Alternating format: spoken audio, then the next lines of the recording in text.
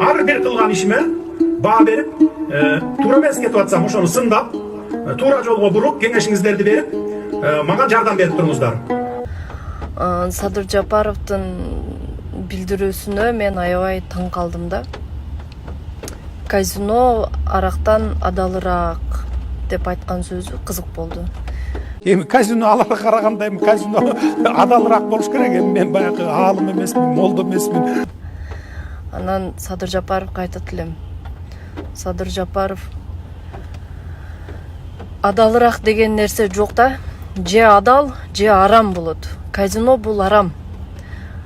Сиз антип сөзүңүздөн жаңылбаңыз. Урматтуу мекендештер, бүгүнкү күндө казинону адалдаштырган бийлик эртең арак менен наркотикти адалдаштырбайт деп ким кепилдик берет? Мен каршымын. Деги эле кумар оюндарынын кандай пайдасы, кандай зыяны бар? Бул кумар оюндарында эч кандай пайда жок. Кумар оюндары чындыгында арам, бул адамдардын убактысын жейт, акчасын жейт жана адамдарды мындай бир зомбиге айландырып коет. Ошондуктан этият болуш керек. Балдарыбызга тыйын бергенде, ал балдардан тыйын аяп эмес, бирок ошол балдардын акчага тыйынга болгон мамилесин бир жөнгө салуу керек. Ошондуктан өтө этиеттеп, чебердеп тыйын берип, алардын убактысын тынч болсо эле болду айтор деп интернетке киргизип жиберип, интернеттен, компьютерден ошол кумар оюнга кирип кеткен дагы бул туура эмес болуп калат. Урматтуу бир туугандар, 26 июня 1991 года Совет министров РСФСР распорядился лицензировать казино и игровые автоматы. И, кстати, в декабре того же года при мэрии Санкт-Петербурга появился и постоянный наблюдательный совет по казино и игорному бизнесу. А знаете, кто возглавил его? Попробуйте угадать. Да, он самый тогдашний заммэра этого города Владимир Путин. Учрежденное мэрией Петербурга муниципальное предприятие «Невашанс» контролировало 51% акций всех игорных заведений Петербурга. С 92 по 96 годы контора только официально запустила 26 игорных проектов типа казино и лотерей. Путин позже говорил, что владельцы казино показывали только убытки, и городу с этого ничего не перепало. То есть наблюдательные советы и ФСБ 4 года смотрели сквозь лапки на этот ящик Пандоры и ничего не могли с происходящим безобразием поделать. Сержа Валерьевна, уважаемые члены комитета, я счел необходимым, конечно, у каждого свое право, как голосовать, но я счел необходимым это озвучить, на самом деле, да. По данному вопросу я в свое время готовил депутатский запрос, но не получилось озвучить. Озвучил это наш коллега Ермурат Бапи. Вообще, на неоднократное поручение президента, правительства, все-таки игнорируя поручение президента по регулированию деятельности ИСУ, основная цель правительства – это создание этой монопольной структуры, которая будет ежегодно зарабатывать 3,9 триллиона тенге только на комиссиях. Ладно, изначально планировали создать ЕСУ как государственное предприятие, но не каждый из вас хорошо знает, что теперь ЕСУ по факту как ширма остается, но оно передает эту всю функцию ЕСУ российской компании Номапэй. И теперь российская компания Номапэй будет фактически зарабатывать эти деньги. 3,9 триллионов. Фактически 3,9 триллионов ежегодно. То есть 3,9 триллиона, часть как 20% оставляется у ЕСУ компании, а остальная 80% идут в Россию. То есть фактически это вывод капитала. Россия ничего не делает, российские компании ничего не делают. Они просто создали платформу Номапэй, и через Номапэй они будут выкачивать миллиарды, не сотни миллиардов. То есть получается 20% из 3,9 триллионов, получается, это из 4 триллионов, это получается 1 триллион остается в Казахстане, а остальные 3 триллиона они идут в Российскую Федерацию. Теперь попробуем разобраться с самой компанией Номапэй. Формально она зарегистрирована в Казахстане, но эксперты утверждают, по сути, это продолжение российской мобильной карты, которая, в свою очередь, контролируется банком ВТБ. Бортников Александр Васильевич, государственный деятель, генерал армии, директор Федеральной службы безопасности России, председатель Национального антитеррористического комитета и председатель Совета руководителей органов безопасности и спецслужб стран СНГ. Личная жизнь Александра Бортникова отличается стабильностью и спокойствием. Он уже более 40 лет женат на Татьяне Борисовне Бортниковой. На сегодняшний день супруга директора ФСБ является пенсионеркой. У пары есть сын Денис, который в данный момент является главой правления банка ВТБ «Северо-Запад».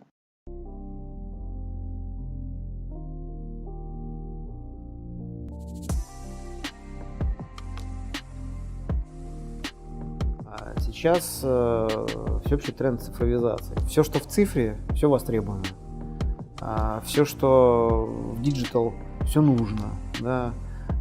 Поэтому зачастую клиенты хотят прийти домой, налить себе чашку чая или кофе, включить компьютер и получить определенный набор услуг без посещения офиса банка. В октябре мажилисмен Ермурат Бапи обратился с запросом к премьер-министру и руководителям АФМ и Нацбанка с просьбой разобраться, что происходит в игорном бизнесе.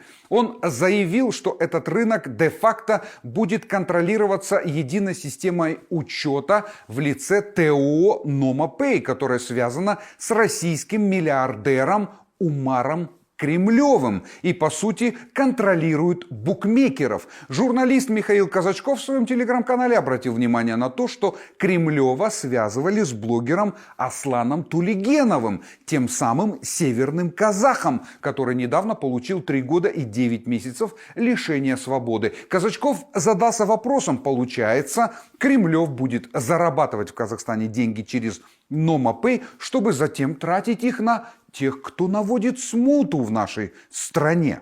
В его владении в одном только Серпухове и рядом с ним, запоминайте, сельхозземли, бизнес-центр Плаза, торговый центр Гостиный двор, гостиница АК, заводы, Серпуховская мебельная фабрика и Серпуховский текстиль, а еще порт Серпухова. Кремлев получил даже то, что раньше контролировала Подольская ОПГ, то есть бандиты.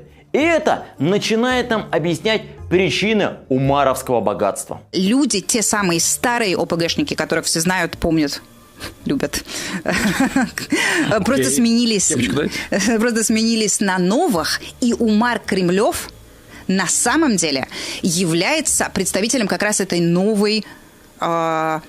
этого нового поколения оргпреступности, путинского поколения оргпреступности. Серпухов для этого человека родной город. Там он в юности занимался боксом, причем не очень успешно, страдала дисциплина. А сам Серпухов входил в зону влияния Подольской ОПГ. Благодаря этому Умар познакомился с очень полезными людьми. Первый – Борис Иванюженков. Уголовная кличка Ротан. Один из лидеров подольской преступной группировки, на счету которой множество преступлений. Ротан из тех, кто пришел к успеху. Он даже поработал российским министром спорта, а еще президентом Федерации бокса России. Второй друг Кремлева – Сергей Лалакин. Уголовная кличка Лучок. Мы все православные люди, крещенные, и жить, как говорили, без Бога в голове, это, значит, не жить вообще лучше. Некогда лидер Подольской ОПГ, подельник Ротана, уже после легализации заказал себе хвалебный фильм под названием «Быть добру». Он же меценат, он обладатель государственных наград, а еще, конечно же, горячий поклонник Путина. Имел с ним несколько встреч. На фотографиях в фильме Путин с ним рядом, но это сейчас. А видео про 90-е о нем на ютубе вывешено с названием «С его мнением считался даже япончик». Однако всех пережил именно Лучок. Все претенденты на роль главы ОПГ со временем отошли в сторону. Под руководством Лучка группировка взяла под свой контроль, кроме собственно Подольска, Чеховские и Серпуховские районы Московской области. Когда Иванюженков и Лалакин, эти бандюганы из 90-х, сами отошли в сторону, в том числе и от бокса, их место занял Умар Кремлев. Умар попал в руководство крупной мировой спортфедерации, конечно же, благодаря связям в Кремле, а еще криминалу. До него федерацию возглавлял узбекский криминальный авторитет Гафур Рахимов, он же Гафур Черный. Когда из-за проблем с законом ему пришлось покинуть пост, то тут-то Кремлев и подсуетился. Говорят, Рахимову позвонил лично Рамзан Кадыров и убедительно попросил уступить пост своему товарищу. Хотя у самого Кремлева прошлое не намного чище. У него судимости за вымогательство в 2004 и нанесение побоев в 2007 году. Вряд ли вы удивлены. Но при этом при назначении на международный пост Умар прошел через проверку. И она этих судимостей не нашла. По одной простой причине. Дело в том, что Умар Кремлев на самом деле не Кремлев. Самое главное, чтобы ваша душа была чиста. Вот это самое главное.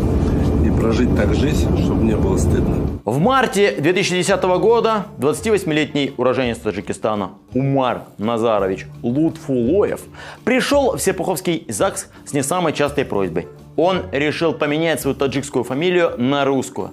Так Лутфулоев стал Кремлевым. И еще раз, он не Кремлев. Врет, что это девичья фамилия его матери, но это тоже ложь.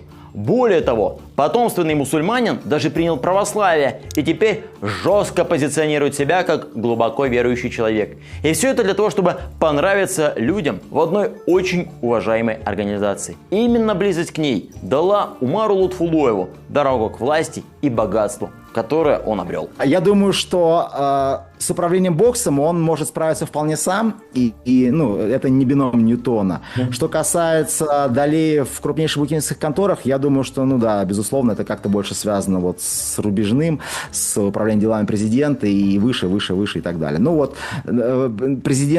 наблюдательном совете Федерации бокса России там два человека, вот этот самый Рубежной, главный охранник путинский, и Игорь Иванович Сечин. Мне трудно представить, что Умар там владеет всем, а эти парни так чисто на сайте висят. Умар Кремлев не разлучен с человеком по имени Алексей Рубежной. Они вместе боксируют, отмечают праздники, ходят друг к другу в гости и активно это снимают. В 2021 году принадлежащее Кремлеву через номинала частное охранное предприятие «Сокол» даже было переименовано в честь друга в «Рубеж». Дорогие друзья, поздравляю с наступающим 2022 годом. Всем желаю крепкого здоровья. Алексей Рубежной – руководитель службы безопасности президента Российской Федерации. Попал он туда после службы в спецподразделении «Альфа», участвовал в боевых операциях, имел награды, а уже будучи в ФСО, дослужился до личника Путина и в 43 года стал генерал-майором. Рубежной профессионально боксирует, и это связало его с Кремлевым Лутфулоевым. Рубежной организовал для своего дважды судимого друга личную аудиенцию у Путина, а тот выдал Кремлеву за заслуги перед Отечеством второй степени. Но главная награда, конечно же, другая. Благодаря одному человеку, что сегодня на самом деле есть любые возможности и зарабатывать, и стремиться. Это, конечно, нашему президенту Владимиру Владимировичу Путину. Близость к Путину дает огромные возможности его бывшим и действующим охранникам. Некоторые становятся губернаторами, но все же, будучи на госдолжности, они не могут получать некоторые блага. И очень хорошо, если у них находятся не имеющие моральных препонов друзья. И именно таким другом для Рубежного стал Кремлев. Он владеет всем и вся, он получил власть и деньги. Но нет сомнений, что во многих из операций он номинал. Разве что Инстаграм с комическим видео его личный и неотъемлемый. My friend, let's go! Today is really good day, huh? Amazing day. It's amazing day, Saeed. Amazing day. Oh my God! Oh my God!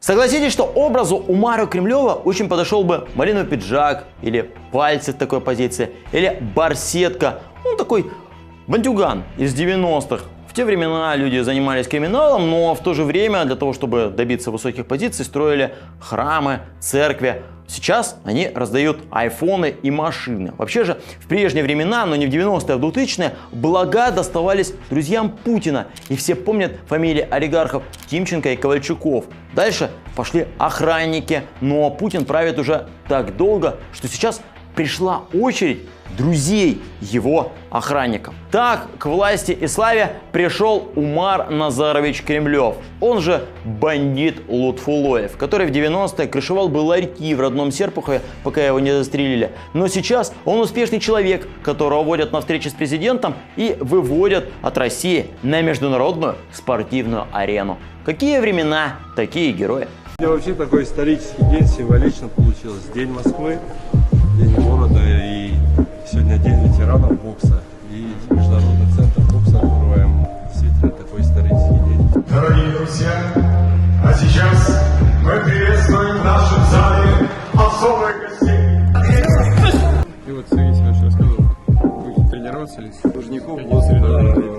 С улицы заявляют с улицы. Самое главное, нас чтобы тоже видели кто-нибудь. Что, чем площадка уникальная вообще? В мире такого нет, действительно. Я много стран уже посетил, видел. Первая площадка, где можно и тренировки, и могут остаться в гостинице. Тут и отдельно есть для пресс-холла, чтобы пресс-конференции проводили спортсмены как профессиональные. Что это означает на практике?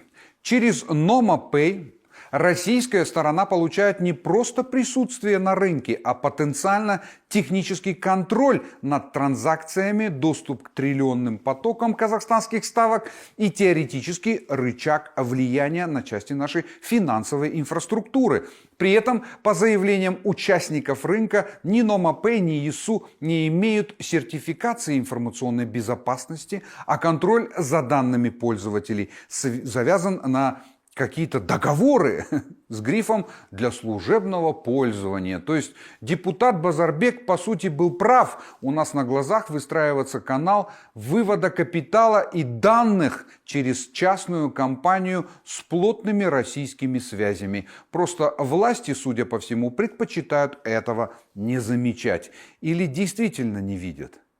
То, что у нашего стратегического партнера, так называемого, связь с которым у нас вновь вышла на новый уровень, есть свой большой интерес, это понятно.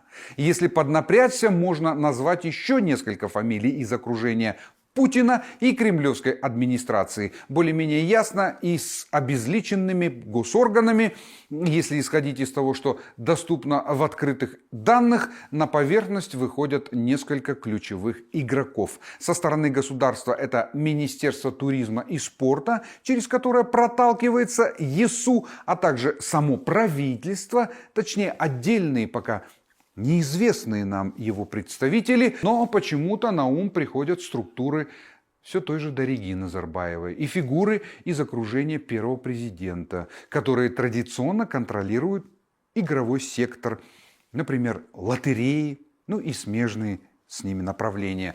В Средней Азии Казахстан и Киргизстан должны быть введены в состав уже новой России, как колонии.